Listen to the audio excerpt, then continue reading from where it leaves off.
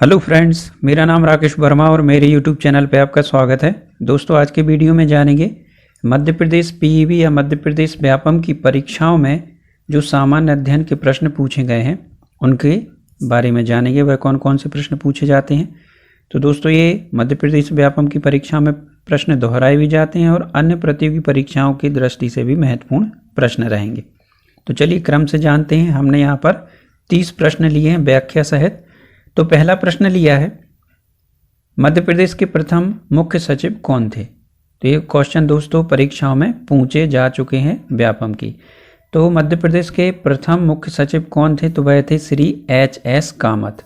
और वर्तमान में मध्य प्रदेश के मुख्य सचिव हैं इकबाल सिंह वैश्य। दूसरा प्रश्न है, अन्नू रानी किस खेल से संबंधित हैं जिन्होंने स्वयं का राष्ट्रीय कीर्तिमान तोड़ा या स्वयं का रिकॉर्ड तोड़ा है। तो वह भाला फेंक से संबंधित हैं। अन्नू रानी भाला फेंक से संबंधित हैं, जो भाला फेंक में कीर्तिमान स्थापित किया है और उसका जो सर्वश्रेष्ठ प्रदर्शन है वह हैदराबाद में 60.01 मीटर रहा। मतलब इन्होंने भाला फेंका 60.01 मीटर, जो इनका रिकॉर्ड है। तीसरा प्रश्न है, पेंच जल विद्युत परियोजना किन दो राज्यों की संयुक्त परियोजना है। तो यह मध्य प्रदेश राज्य और महाराष्ट्र राज्य की संयुक्त परियोजना है। और पेंच जल विद्युत परियोजना की इकाई छिंदवाड़ा में है मध्य प्रदेश में, और यहाँ 420 मेगावाट क्षमता का प्लांट है और यह मध्य प्रदेश तथा महाराष्ट्र की संयुक्त परियोजना है। चौथा प्रश्न है कि कौन से देश सार्क के सदस्य हैं। तो 8 देश हैं सदस्य सार्क के। तो यह कौन कौन से हैं? भारत, पाकिस्तान, बांग्लादेश, भूटान, नेपाल, श्रीलंका, मालदीव और अफगानिस्तान। तो और सार्क का जो मुख्यालय है वह काठमांडू में है और उसकी जो स्थापना हुई थी जो सार्क संगठन की, वह 8 दिसंबर 1985 को हुई। और सार्क के वर्तमान महासचिव हैं अमजद हुसैन। पांचवा प्रश्न है, मंडला पादप जीवाश्म उद्यान एक है। तो वह एक है राष्ट्रीय उद्यान। तो मंडला पादप जीवाश्म उद्यान एक राष्ट्रीय उद्यान है और इसकी स्थापना हुई 1968 में और इसमें फ्यूना प्रकार के जीवाश्म संरक्षित हैं। छठवां प्रश्न है, कौन सा मध्य प्रदेश का राजकीय खेल है। तो मलखंभ मध्य प्रदेश का राजकीय खेल है और इसे अप्रैल 2013 में राज्य खेल घोषित किया गया था। और मलखंभ अकादमी है वह उज्जैन में है और इस क्षेत्र में प्रभास जोशी पुरस्कार दिया जाता है मलखंभ खेल में। सातवां प्रश्न है, सही जोड़ी बनाना है स्थान और नदी तट के बारे में। तो बालाघाट है वह बैनगंगा नदी के किनारे का है या तट पर है। ओरछा है वह बेतवा नदी के तट पे किनारे पे है। शिवपुरी है वह सिंध नदी के तट है और पचमढ़ी है वह तवा नदी के किनारे या तट पर है। बसा हुआ नगर है कह सकते हैं। प्रश्न 8वां, मध्य प्रदेश के कौन से संभाग में सर्वाधिक जिले हैं। तो मध्य प्रदेश के 2 संभाग हैं जिनमें सर्वाधिक जिले हैं। पहला इंदौर और दूसरा जबलपुर। और इन दोनों ही संभागों में 8-8 जिले हैं। वह इस प्रकार देखिए, इंदौर संभाग में इंदौर, धार, झाबुआ, अलीराजपुर, खरगोन, खंडवा, बड़वानी, बुरहानपुर। जबलपुर संभाग में जबलपुर, मंडला, नरसिंहपुर, छिंदवाड़ा, सिवनी, बालाघाट, कटनी और डिडोरी। 9वां प्रश्न है, विश्व शिक्षक दिवस प्रत्येक वर्ष किस दिन मनाया जाता है। क्वेश्चन को ध्यान से देखें दोस्तों। विश्व शिक्षक दिवस की बात हो रही है या कहें तो अंतर्राष्ट्रीय शिक्षक दिवस की बात हो रही है। तो यह 5 अक्टूबर को मनाया जाता है। विश्व शिक्षक दिवस प्रत्येक 5 अक्टूबर को 1994 से मनाया जाता है। इसकी आधिकारिक घोषणा यूनेस्को द्वारा की गई थी। और भारत में बात करें तो भारत में शिक्षक दिवस 5 सितंबर को मनाया जाता है। 10वां प्रश्न है, अंतर्राष्ट्रीय अनुवाद दिवस प्रतिवर्ष कब मनाया जाता है। तो यह मनाया जाता है 30 सितंबर को। अंतर्राष्ट्रीय अनुवाद दिवस प्रतिवर्ष 30 सितंबर को मनाया जाता है और यह दिवस सेंट जेरोम की याद में मनाया जाता है। इन्होंने बाइबल का अनुवाद किया था। 11वां प्रश्न है, भारतीय संविधान के अनुसार पंचायत का कार्यकाल कितने वर्ष का या कितने समय का होता है। तो यह होता है 5 वर्ष का। तो भारतीय संविधान में अनुच्छेद 243 में तथा भाग 9 में पंचायती राज व्यवस्था के अंतर्गत पंचायतों का कार्यकाल 5 वर्ष निर्धारित किया गया। 12वां प्रश्न है, कौन से देश में चावा नामक टाइफून आया था। तो यह जो टाइफून आया था चावा नामक, वह आया था जापान तथा दक्षिण कोरिया में।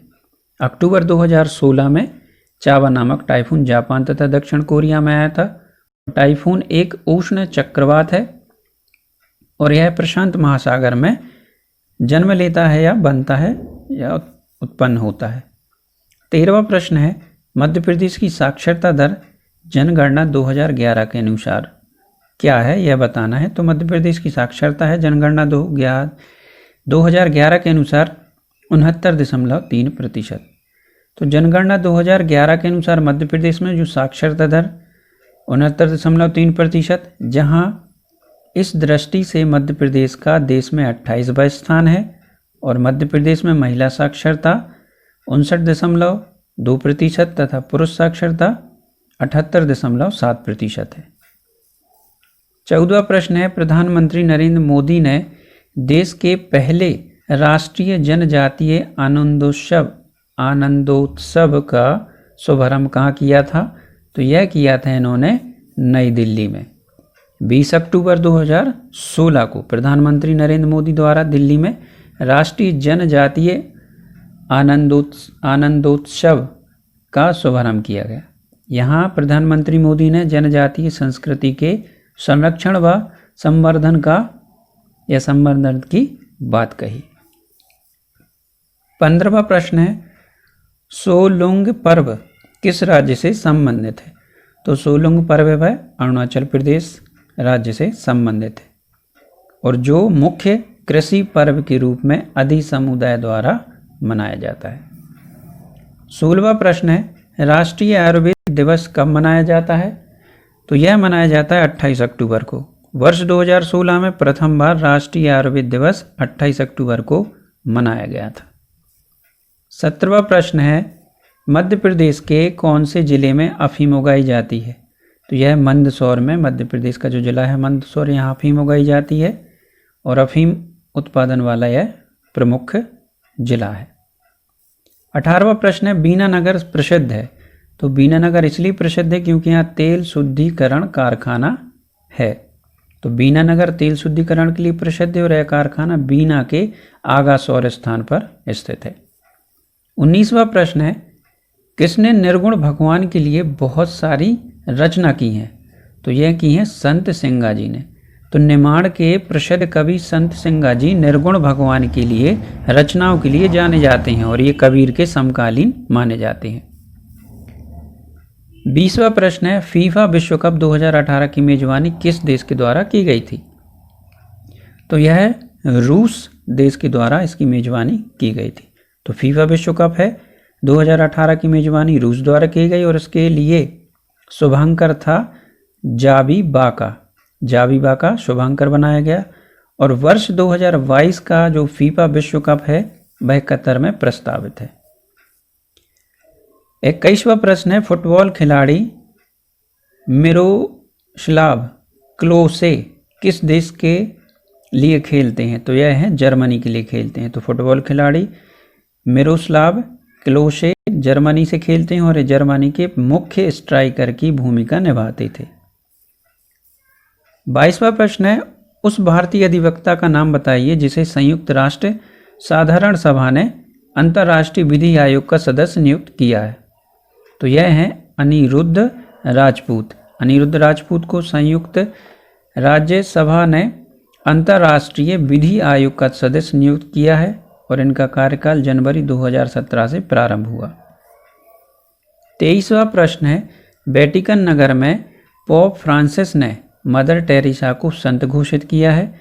तो इस आयोजन में भारत के 12 सदस्यों का दल किसके नेतृत्व में गया था। तो यह गया था सुषमा स्वराज के नेतृत्व में।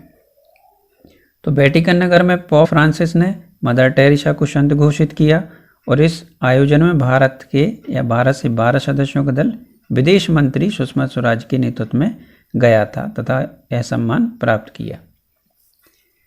24वां प्रश्न है, मध्य प्रदेश के पश्चिमी मध्य क्षेत्र को भी कहा जाता है। तो पश्चिमी मध्य क्षेत्र को क्या कहा जाता है। मध्य प्रदेश के मालवा का पठार या मालवा पठार।